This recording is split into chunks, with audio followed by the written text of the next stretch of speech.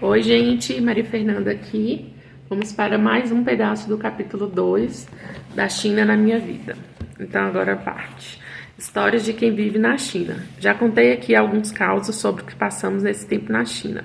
Há coisas que são tão estranhas que, sinceramente, não sei se meus amigos acreditam quando conto. Já relatei a história do beijo no rosto que meu marido deu numa chinesa e quase acabou com sua relação profissional com o marido dela. Só que às vezes as coisas acontecem tão de repente e na correria do dia a dia que, apesar de ficarmos atônitos na hora, o fato passa e cai no esquecimento. Sim, porque se ficarmos remoendo cada situação inusitada que vivemos aqui, a vida não vai para frente. E como já disse centenas de vezes, depois que passa a gente ri.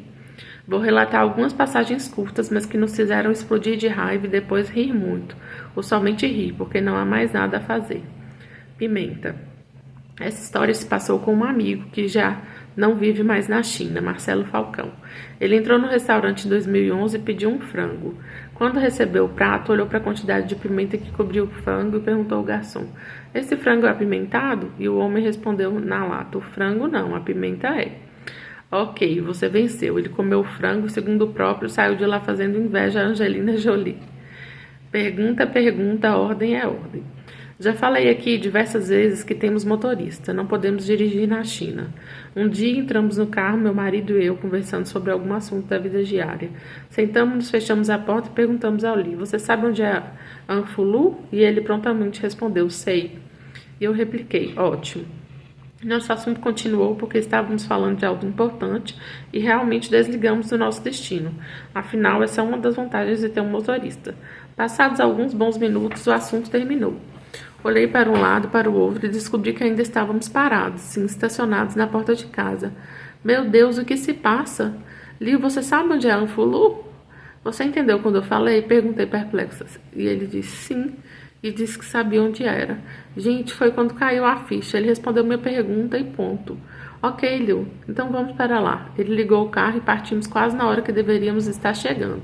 E juro, entre a perplexidade e a situação real, fomos rindo de chorar, porque não havia coisa a fazer, certo? A importância dos números. Outro dia combinei com uma amiga de tomarmos um café e ela me deu um endereço do local. Hongqiao Lu 808. Passei um endereço para Liu sem esquecer de dizer: "Vamos para lá." E fomos. Quando chegamos, ele começou a coçar a cabeça. Um péssimo sinal quando lidamos com chineses. Perguntei o que havia acontecido e ela apontou para a calçada. O número 808 era uma farmácia. "Não pode ser, vou num café." E como ele estava devagar, fui olhando para todas as lojas e todas eram 808. Aí eu disse: "Liu, todas essas lojas são 808. Aí ele sorriu aliviado e disse: "Olha, tem 2 cafés." Eu perguntei: "Mas como quase 8 casas comerciais, de uma farmácia a um banco, tem um mesmo número na rua?"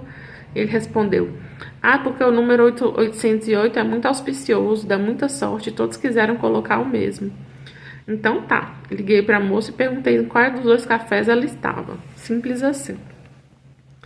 Cuidado ao dar uma ordem. Sim, a gente não aprende ou esquece ou acha que foi um fato isolado que aconteceu antes. Afinal, em qualquer lugar do mundo pode haver um ruído na comunicação, como no caso que contei acima da Anfulu. Meu marido, com problemas na linha de produção da fábrica, virou para o funcionário e disse: "Essa linha não para enquanto não produzir 40 peças. Bora começar." Virou as costas e foi cuidar da vida. Bem mais tarde, o funcionário sobe e disse que a produção havia terminado. Ele desceu à fábrica para olhar, pois a coisa estava bem complicada e não adiantava só falar. Tinha que ver com os próprios olhos. Chegando lá, as peças tinham um defeito visto a olho nu. Mário não acreditou. Toda a produção perdida. Virou para o cara e perguntou: "Vocês não viram que a peça estava saindo com defeito?" O rapaz respondeu calmamente, ou aparentemente calmo, porque a coisa mais difícil de se ver é a reação emocional de um chinês. "Vimos. E por que não pararam? Sabe qual foi a resposta? Porque o senhor disse que não era para parar a máquina enquanto não produzisse 40 peças. Simples assim, de novo." Resumindo, essas passagens que podem parecer piadas, mas não são, nós a vivemos todos os dias. Teria mais uma centena delas para contar, mas como disse no início, são tantas emoções que a gente esquece. E por conta disso é que digo para viver aqui precisamos estar muito abertos, entender que a lógica deles não é a mesma que a nossa e saber conviver com isso. Agora vem para uma parte ótima. Meu casamento chinês. Apesar de muitas pessoas terem me sugerido escrever sobre o meu casamento chinês, na época eu não quis. Até que uma grande amiga me recomendou um blog de uma moça finlandesa que se casou com um chinês. Me encantei com sua história, vivendo um sonho na China. Ela é jovem, mas sempre nutriu um amor pela China, já que seus pais moraram aqui antes dela nascer e resolveu vir estudar mandarim. Foi para uma cidade de interior. Fala, lê e escreve mandarim e está se graduando para lecionar mandarim para estrangeiros. E conheceu o amor da sua vida, segundo ela, um rapaz chinês, e casou na China como manda o figurino. Bom, mas por que eu espanto? Porque homens ocidentais casarem com moças chinesas é muito comum por aqui. Agora, uma moça ocidental que veio morar aqui, namorar e casar com um chinês é coisa rara de se ver. Um parêntese, não estou falando de ocidentais que se casam com descendentes do seu país de origem, como no Brasil.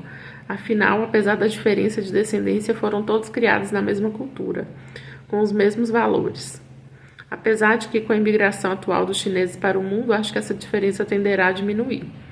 Aí me animei para contar a história do meu casamento, com o mesmo marido brasileiro. Fazia 8 anos que eu possuía meu visto de residente vinculado ao visto do meu marido. Na realidade, no Brasil temos um contrato de união estável e com esse documento tirávamos nosso visto todo ano. Um dia as regras mudaram, porque aqui as leis sempre mudam da noite para o dia, e pediram que fizéssemos a tradução da nossa certidão de casamento para o mandarim. Bom, nem preciso dizer que foi um caos. Nós somos divorciados e na certidão da união estável constam os nomes dos ex de cada um e dos filhos do primeiro casamento. Fico só imaginando a cara dos chineses lendo aquilo e não entendendo nada. Bateram o martelo e disseram que aquilo não era casamento e com aquele documento eu não teria direito ao visto de residente como esposa. Não adiantou explicar que a lei brasileira permite e reconhece isso, que foi feito em cartório, e nem falar que eu já tinha visto de residente havia tantos anos. Que diferença iria fazer, não é? Uma coisa que o chinês não faz, tecnicamente, é exceção. E se há uma coisa que não há aqui, é o jeitinho brasileiro para vistos. Nem todos os argumentos do mundo mudaram a situação. Tínhamos que casar de verdade. O que fui descobrir depois é que não só nós, mas todos os casais brasileiros que estavam aqui na mesma situação. E tinha gente. Acho que nunca antes o consulado brasileiro expediu tanta certidão de casamento na China. A documentação. Fui eu ao consulado e aí começa a burocracia. Afinal, o consulado é território nacional, tem que seguir as regras brasileiras. Teríamos que apresentar nossa certidão de nascimento original com menos de 6 meses de expedição. E eu nem sabia que agora era assim, essa coisa de certidão de nascimento ter prazo de validade. Ainda bem que nascemos na mesma cidade e meu pai pôde providenciar para nós e enviar por DHL, o que levou 5 dias. Certidões aqui, descobrimos que teriam que dar entrada no consulado, esperar 90 dias para sair os proclamas e só depois poderíamos casar ali, com 2 testemunhas. Mas não podíamos esperar só todo esse tempo, pois os vistos venciam antes. Nesse ponto do desespero, alguém nos deu a brilhante ideia de casar no cartório chinês, pois existe um que faz somente casamentos para estrangeiros. Fomos nos informados que era necessário somente uma declaração do consulado de que éramos desimpedidos, traduzidas para o mandarim com uma foto do casal em tamanho padrão e nosso passaporte. Casa-se na hora. Ufa! Voltamos ao consulado que para dar nossa certidão ainda precisava de 2 testemunhas e das certidões de nascimento original. Aí descobri que agora as certidões de nascimento vêm com sua vida desenhada no verso. Lá consta casamento, divórcio, tudo que aconteceu na vida. Feito isso, fomos procurar um tradutor juramentado de português-chinês que em 2 dias providenciou a certidão em mandarim. Fui até o cartório para agendar o casamento. O rapaz me deu a informação e disse, pode ser agora, mas não dava porque o noivo não estava presente. Básico. E outra, já que eu ia me casar na China, tinha que ser de vermelho. Marcamos a data para 2 semanas depois, pois era coincidentemente a data que todo ano celebrávamos nossa união. E assim foi. O casamento. No dia marcado, nos lembramos que não tínhamos as tais das fotos. Passamos um fotógrafo na esquina de casa para tirá-las. A moça baixou o fundo branco para o passaporte. Eu disse que ela tinha que ser os 2 juntos. Gente, ela ficou tão feliz. Então é casamento. Correu no painel, baixou um fundo vermelho e nos colocou na frente dele. Na hora de bater a foto, pediu que inclinássemos a cabeça. Assim formava um coração.